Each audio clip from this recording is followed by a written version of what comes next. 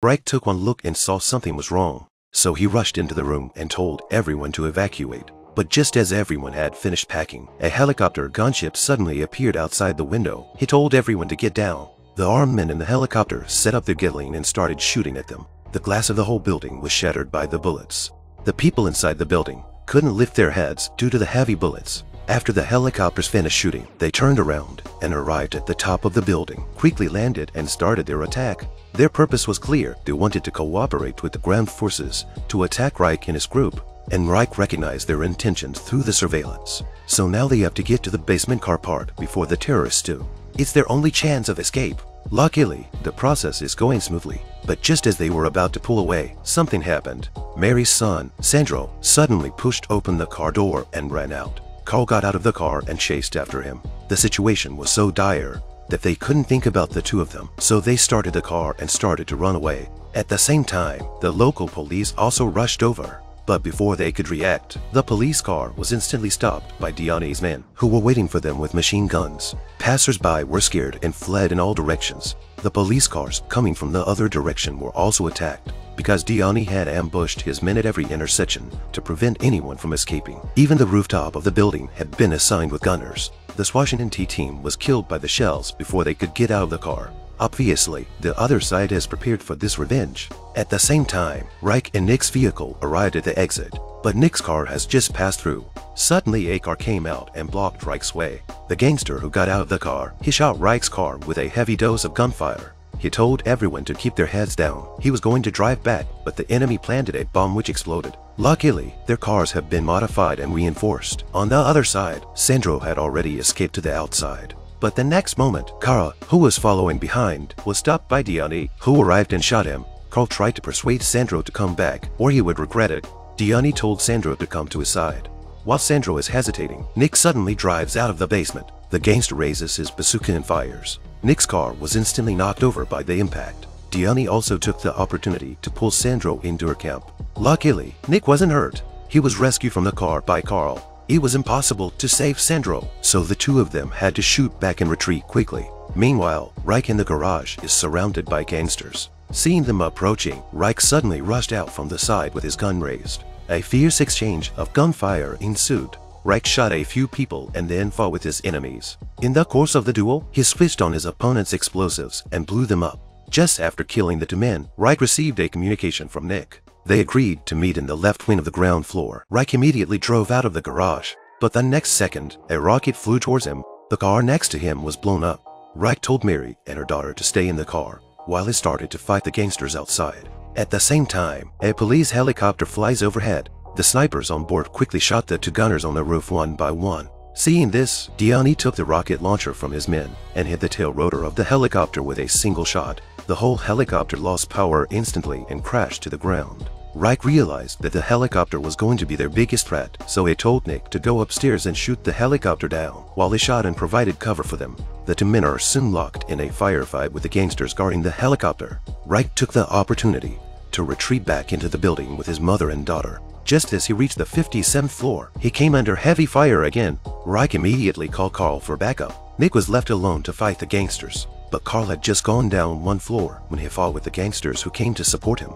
The three of them immediately engaged in a firefight with their current enemies.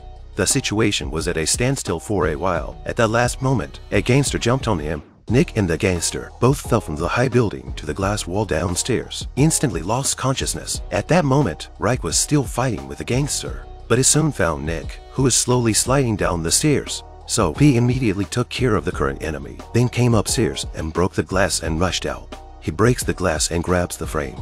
In a moment of crisis, Nick is caught in Rake's death grip, but the next moment, Diani is in front of them with his gun raised. Instead of killing Rake immediately, he taunts that he will enjoy killing him. Rake didn't flinch. Diani shot him directly in the palm of the hand. Rake looked at his female teammate and didn't dare let go. Diani guessed that this woman was important to him and wanted Rake to feel the pain of losing the love of his life.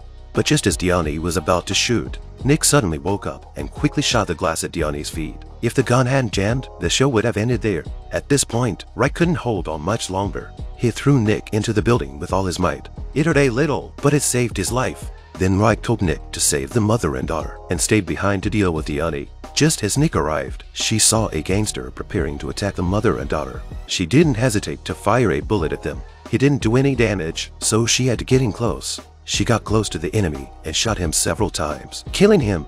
Having just solved the crisis, Carl returns upstairs. But looking at Carl's condition, it's obvious that he's seriously injured. At this moment, Rake is also entangled with Ande. The battle between the two of them is very thrilling, because there is only a layer of glass under their feet, and there is no guardrail around them. If they are not careful, they may fall to their deaths. But both of them didn't seem to care about the environment at all. They both thought about how to kill each other, but the glass under their feet started to break apart, and luckily Ande fell. Ande falls unconscious, giving Rake time to get away. The men quickly converge on the roof and prepare to fly the helicopter out of the building. But just as Carl was about to board the aircraft, he was shot from behind. Although they were able to get out of the area, Carl bled out. This causes Nick, who is flying the plane, to cry out in agony. Back at Rake's cabin by the lake, the atmosphere in the room was depressing.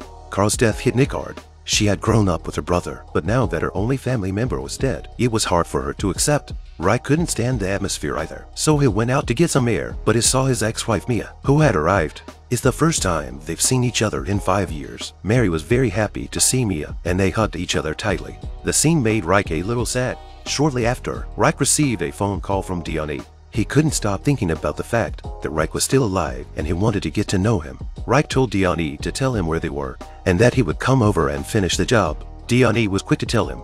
After the call ended, Rake immediately packed his weaponry. This time, he was going to finish the job with Ande, but just as he was about to drive off, he was stopped by Nick. She tried to tell Rake not to go. Rake didn't listen to her and started the car. Rake didn't say a word. He pressed the accelerator and drove off. The car traveled through the darkness of the night and soon arrived at the place where they had agreed to meet. Rake parked his car on the perimeter, then quietly climbed up to the top of the hill and began to scout the fire configuration of the airfield. After noticing the sentry at the top of the tower, he didn't hesitate to shoot a Yuki bullet at him, taking him out. Ande and his men were immediately alerted by the noise. Rake, on the other hand, quickly rushed down the hill and fired a few more bullets at the aircraft parked at the airport, destroying the surrounding vehicles as well. He wanted to completely eliminate Ande's hope of escape, but Ande didn't panic and took Sandro out the back door. Rake, who had arrived, quickly took out the peripheral enemies and then met up with Ande in a nearby church. Sandro's body is full of bombs, and the controller is in Ande's hand. It's clear that Rake can't do anything about this situation, and the initiative is in Ande's hands. He had Sandro take the weapon from Rake. Rake had no temper in this situation. Ande then told Sandro to shoot Rake to avenge his father's death. Although Sandro raised his weapon, but he couldn't do it.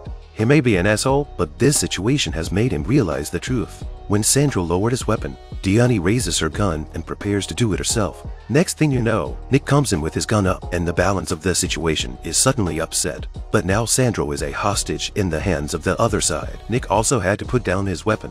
But just as the weapon hit the ground, Sandro suddenly broke free. A gunfight breaks out, and Nick is knocked to the ground. Rake rushed forward and pushed Ande to the ground. What follows is a battle between Ande and Rake. Both are the kind of beings who must die in the eyes of the other, so neither one of them leaves any room for maneuver. Ande picks up a saw and cuts Rake's arm. Rake, on the other hand, grabbed a screwdriver and stabbed Ande in the waist. The two fought back and forth. Sandro, who was next to him, also took this opportunity to disarm the bomb on his body. Now both of them are exhausted. Ande took a series of iron blocks from the side and smashed them hard against Rake's arm, then swung the iron blocks against Rake and attacked him fiercely. Rake is helpless for a moment, but in the end, he saves the day with a hungry tiger pounce. Both men fell to the ground at the same time, but Ande was the first to see the gun, not far away. But just as he was about to pick it up, Rake raised the iron in his hand and stepped Ande in the back. Ande's heart ripped out in pain, but with the iron needle in his heart, Ande was finally powerless to resist. Rake now has some breathing room. Ande said he wouldn't give up, and Rake shot him dead.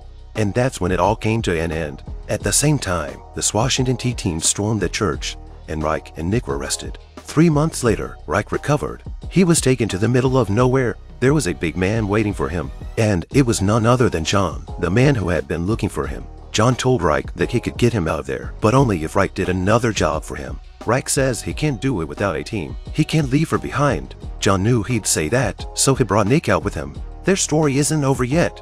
I'm Zero Sense Film. If you like this video, please give it a thumbs up, comment and subscribe to my channel. See you in the next video.